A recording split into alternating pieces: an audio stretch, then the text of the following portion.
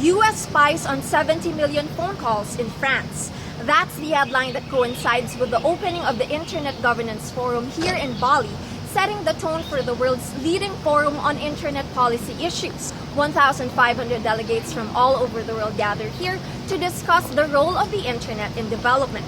But continued revelations of mass spying by the U.S. government dominate the speeches, workshops, and even informal conversations here at the IGF.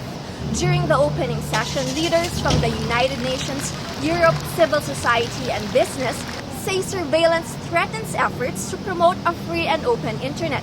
They say it undermines basic freedoms like privacy and free speech. But representatives of the U.S. government say they are taking the concerns very, very seriously, but these must not be used as a justification for a centralized control of the internet by some governments.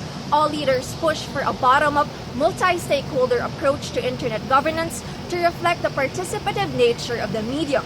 During the workshops, internet enthusiasts cite efforts in the Philippines and Southeast Asia to use the internet for disaster risk reduction and open government.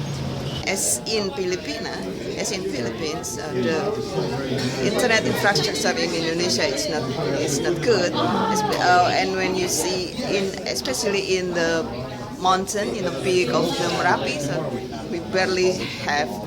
It's so hard to find internet connection there. So combination between internet and the lower technology is very important. So to distribute information during the disaster. I think it's quite funny because your government is also part of the Open Government Partnership, and then you don't have the freedom of information law. I know that there are several governments also, but so I guess you can use that as part of the, if you would like, as part of the road towards open government.